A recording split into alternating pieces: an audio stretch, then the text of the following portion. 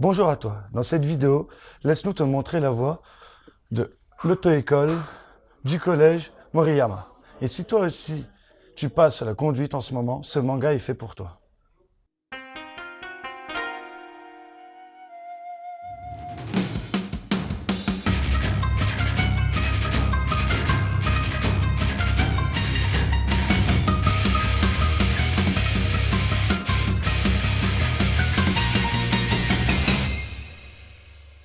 Ce manga, c'est l'histoire de Kiyotaka. D'ailleurs, tu verras son nom sur chacun des titres, des 11 chapitres qui composent ce manga. En gros, Kiyotaka est un jeune homme d'une vingtaine d'années. Il a une copine, mais pas pour longtemps, car dès le début de l'histoire, il casse avec elle. Quoi qu'il en soit, il est bien décidé à passer son permis durant l'été. Mais ce soir, Kiyotaka va avoir un accident sur son vélo. Il va se faire percuter par une connaissance, Todoroki, un type qui était dans sa classe au lycée. Maintenant, Todoroki a un job, mais pas n'importe lequel.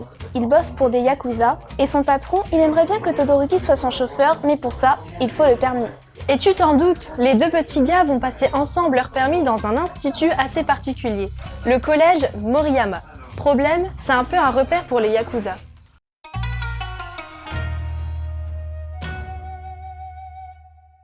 Alors, autant être cash avec toi, niveau dessin c'est spécial. Le trait de Shinzo Keigo plaira pas à tout le monde. C'est assez sommaire, pas forcément joli et plutôt inégal par moments. Pour la réal, c'est différent. Keigo est un adepte de la narration et il offre des compos dans les cases assez cinématographiques dans leur genre. Tu verras qu'il utilise aussi pas mal de mouvements de caméra avec de nombreux zooms.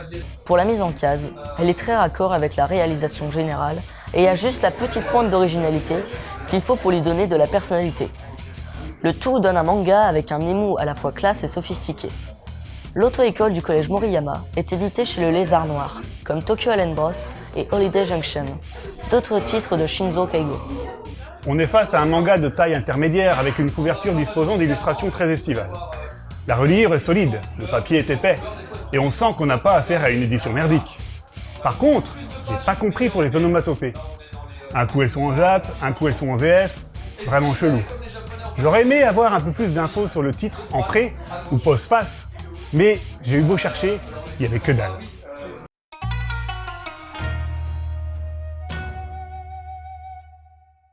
L'auto-école du collège Moriyama est le premier manga de Shinzo Keigo et il date de 2010. C'est avec ce titre à la solide réputation qu'il a lancé sa carrière. Oui, ce manga a eu droit à une adaptation en film live en 2016. Depuis, Shinzo s'est fait une belle petite réputation dans le milieu des auteurs contemporains. Il fait d'ailleurs partie de ce que les Japonais appellent la nouvelle vague du manga. Enfin, la nouvelle vague de la nouvelle vague pour être exact. Mais bon, bref, tout ça pour te dire aussi qu'on sent chez l'ami Keigo une influence certaine d'artistes, tels que Matsumoto Taiyo pour le manga ou encore Yuasa Masaaki côté animé.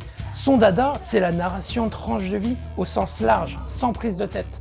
J'ai déjà lu Tokyo Alien Bros il y a quelques temps et j'avais bien accroché. Et pour l'auto-école du collège Moriyama, on va dire que j'ai moins accroché. Pas mal moins en fait. Bon déjà, le postulat de départ a beau être original, l'auto-école tenue par des yakuza, ils te vendent pas du rêve non plus, n'est-ce pas? C'est vrai quoi, une auto-école niveau glam, tu repasseras. Après, tu comprends vite qu'il s'agit d'un élément secondaire. C'est ça qui m'a dérangé. J'ai pas vraiment ressenti assez le monde des yakuza. J'ai pas vraiment ressenti assez les cours de conduite. J'ai pas vraiment ressenti assez l'histoire de cœur de Kiyotaka. Ça fait un paquet de trucs un peu loupés. Heureusement, l'élément clé de ce manga est mieux réussi, à savoir l'évolution de deux personnages, Kiyotaka et Todoroki. À la base, ils se connaissent du lycée, mais ils n'étaient pas vraiment potes. Faut dire que l'un comme l'autre, ils en avaient pas vraiment des potes. En tout cas, chacun a à apprendre de l'autre, et c'est ce qui se passera progressivement. Au passage, je trouve même que Todoroki, le jeune apprenti Yakuza, est certainement le personnage le mieux construit du récit, malgré ou grâce à une espèce de non-consistance. Lui, il a l'air plutôt mou et parle pas des masses. Autre point noir, c'est la fin du manga. J'ai eu des incompréhensions scénaristiques en fin de volume. J'entrerai pas dans les détails pour pas spoiler, mais je suis restée sur quelques interrogations concernant les réactions de certains persos. Il y a aussi nos deux jeunes qui vont se rebeller, mais un poil trop tard dans le développement de l'histoire.